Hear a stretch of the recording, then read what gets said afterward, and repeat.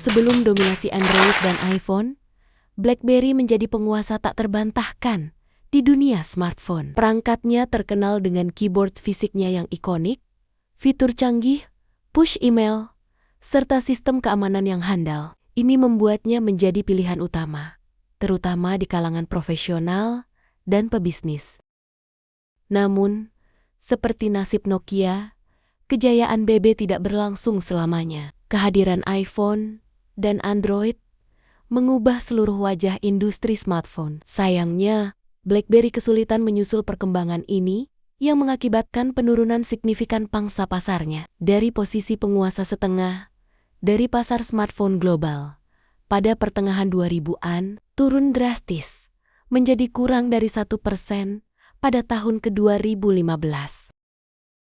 Kisah BlackBerry dimulai pada tahun 1984, 15 tahun sebelum ponsel pintar pertamanya dirilis. Mike Lazaridis dan Douglas Fregin mendirikan Research in Motion RIM, sebuah perusahaan yang awalnya fokus pada pengembangan jaringan nirkabel. Dana untuk mendirikan perusahaan ini berasal dari kontrak senilai $600.000 yang diperoleh dari General Motors. Kontrak ini berhubungan dengan pengembangan teknologi barcode untuk film. Perkembangan RIM semakin pesat setelah lulusan Harvard Business School. Jim Balsillie bergabung pada tahun ke-1992 selain menjadi bagian dari tim. Ia juga menginvestasikan $125.000 untuk perusahaan yang saat itu hanya memiliki 14 karyawan. Balsillie kemudian menjabat sebagai co-CEO yang bertanggung jawab atas penjualan dan akuntansi. Sementara Lazaridis fokus pada aspek teknologi bisnis. Kehadiran Balsillie membawa angin segar bagi perusahaan. Kemampuannya dalam pemasaran membantu pertumbuhan pesat RIM. Perusahaan ini berhasil mengubah dinamika bisnis telekomunikasi nirkabel yang sebelumnya sudah mapan. Sejak tahun 1996, RIM mulai fokus pada pengembangan perangkat pagar interaktif dua arah. Mereka menjalin kemitraan dengan Intel Corporation, RAM Mobile Data, dan Ericsson untuk mengembangkan teknologi pagar. Kolaborasi ini menghasilkan produk Interactive Pager 950 yang sukses besar di pasaran dan menjadi pesaing kuat bagi pagar dua arah Skytel buatan Motorola. Inovasi terus mengalir dari RIM. Pada tahun 1999, mereka memperkenalkan pagar BlackBerry 850 yang menjadi produk pertama yang mengusung merek BlackBerry dan menyediakan kemampuan integrasi email. Nama tersebut sendiri diambil dari kesamaan keyboardnya dengan biji buah BlackBerry. Masuk ke era milenium baru, RIM memukau pasar ponsel dengan peluncuran RIM 957 yang juga dikenal sebagai smartphone pertamanya. Kecanggihan teknologi dan desainnya yang menarik membuatnya diminati oleh kalangan bankir investasi dan para profesional lainnya. Antara tahun 1999 dan 2001, pendapatan RIM tumbuh pesat. Perusahaan ini berkembang dari 14 karyawan menjadi sekitar 18.000 karyawan dan terus mengeluarkan versi baru dari smartphone BlackBerry dengan teknologi terkini. Dominasi BlackBerry di industri smartphone. Selama awal tahun 2000-an, RIM memperluas jangkauan pasarnya dengan terus merilis rangkaian smartphone baru yang disesuaikan dengan tuntutan pasar. Dimulai dengan peluncuran seri 5810 pada tahun 2002. Semua produk smartphone RIM kemudian menggunakan merek dagang BlackBerry. BlackBerry tidak hanya menargetkan pasar bisnis, tetapi juga mulai menarik perhatian pasar konsumen. Beberapa produk ikonik dirilis pada periode ini, termasuk BB Pearl, Curve, dan Bold.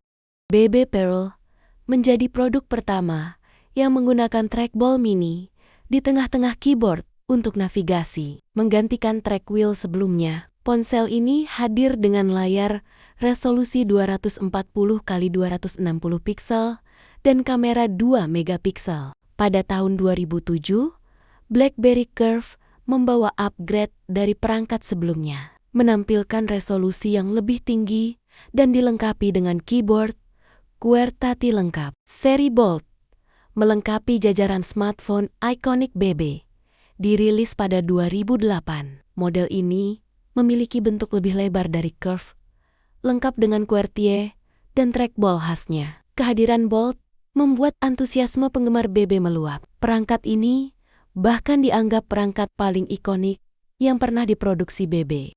Kesuksesan peluncuran ketiga smartphone flagship ini membuat harga saham BlackBerry terus meningkat, bahkan mencapai puncak tertinggi sepanjang masa pada pertengahan 2008 di angka $147 per lembar sahamnya.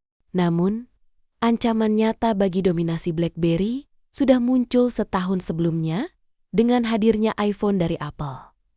iPhone membawa revolusi dalam industri dengan layar sentuhnya, yang memungkinkan pengguna untuk menjelajahi internet melalui browser Safari Apple.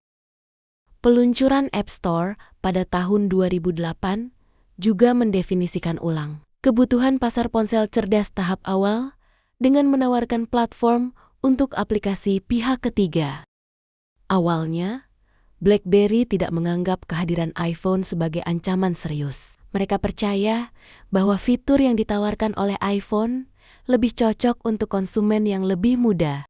Namun, iPhone ternyata juga menarik perhatian dari kalangan pebisnis. Kesuksesan generasi pertama, iPhone pun menjadi sinyal awal dari keruntuhan BB. Untuk bersaing dengan iPhone, BlackBerry memperkenalkan seri Storm pada tahun 2008 sebagai perangkat layar sentuh pertama mereka. Meskipun awalnya berhasil dalam penjualannya, banyak konsumen yang kecewa dengan kinerja perangkat tersebut. Sejumlah pengguna mengeluhkan kurangnya responsivitas layar sentuh Storm, sementara kritikus lainnya merasa bahwa sistem operasi BB masih kalah dibandingkan dengan yang dikembangkan oleh Apple. Kegagalan Storm menjadi pemicu kekhawatiran bagi para investor, analis, dan media akan masa depan bisnis BB. Pada September tahun 2010, produk ponsel RIM masih mendominasi sekitar 37,3% pasar smartphone di Amerika, dengan basis pengguna global mencapai 41 juta orang. Namun, itu menjadi puncak perolehan pasar RIM di AS, karena setelahnya, pangsa pasarnya terus menyusut akibat pesatnya pertumbuhan pengguna iPhone dan Android.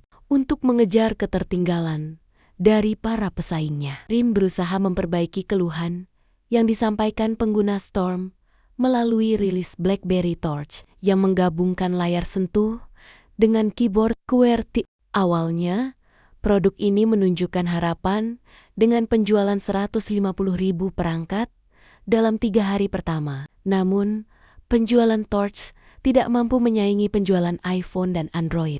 Seiring berjalannya waktu, pangsa pasar BlackBerry khususnya di Amerika Serikat terus menyusut. Pada 2012, pangsa pasar BB di AS menurun drastis menjadi hanya 7,3%. Sedangkan Android dan iPhone masing-masing menguasai 53,7% dan 35% pangsa pasar.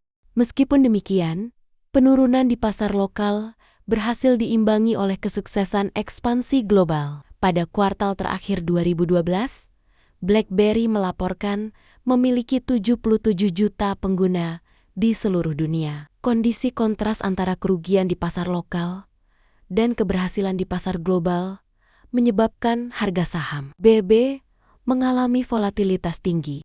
Tahun 2011 menjadi tahun terburuk karena harga saham BlackBerry turun sekitar 80%. Peristiwa penurunan harga saham diikuti dengan mundurnya 2 pendiri utama perusahaan, Balsillie dan Lazaridis, yang mengundurkan diri sebagai co-CEO RIM pada tahun ke-2012. Setelah itu, BlackBerry terus menghadapi kendala. Pada kuartal pertama 2014, perusahaan mengalami kerugian besar, mencapai $84 juta. Pengumuman ini diikuti dengan penurunan harga saham BlackBerry sebesar 30%. Kepemimpinan RIM kemudian diambil alih oleh Thorsten Heinz, yang sudah bergabung dalam direksi sejak 2007 di bawah kendalinya. Perubahan besar terjadi, termasuk perubahan nama perusahaan menjadi BlackBerry pada 2013. Perubahan nama ini menandakan semangat perusahaan untuk memulai kembali dengan mereposisi merek yang sudah dikenal luas. Selain rebranding, BB meluncurkan sistem operasi BlackBerry 10 dan ponsel flagship Z10 serta Ki-10 yang sebelumnya tertunda. Meskipun ada peningkatan besar pada sistem operasi dan perangkat yang diluncurkan, BlackBerry masih menghadapi kesulitan dalam bersaing di pasar yang dikuasai Android 52,5% dan iPhone 34,4%. Hines akhirnya memutuskan untuk mengundurkan diri pada November tahun 2013 dan posisinya diambil alih oleh John Chen, seorang eksekutif veteran dari Silicon Valley. Kegagalan demi kegagalan yang dialami membuat BlackBerry memutuskan mencari jalan lain dengan merilis smartphone yang menggunakan sistem operasi pihak ketiga. Pada 2015, perusahaan merilis BlackBerry Priv, smartphone pertama BB yang menggunakan sistem operasi Android. Meskipun memiliki desain yang futuristik, performa smartphone tersebut tidak bisa dibilang bagus. Pada tahun yang sama, BlackBerry juga mengakuisisi salah satu pesaing utamanya, Good Technology, perusahaan manajemen mobile enterprise, dengan nilai US $425 juta. Akuisisi ini menandai pergeseran fokus perusahaan ke pengembangan perangkat lunak keamanan perusahaan. Komitmen BlackBerry untuk beralih fokus terbukti dengan akuisisi Cylance, perusahaan keamanan siber dan kecerdasan buatan, pada November tahun 2018 dengan nilai US $1,4 miliar. Ini menjadi salah satu investasi terbesar perusahaan dalam beberapa tahun terakhir. Pada 4 Januari tahun 2022, BlackBerry menghentikan layanan untuk OS BB 7,1, BB 10, BB Playbook OS 2.1, dan perangkat lunak sebelumnya. Penghentian layanan ini menandai fokus perusahaan yang lebih mendalam di bidang keamanan siber, menunjukkan peralihan strategi mereka ke arah keamanan data.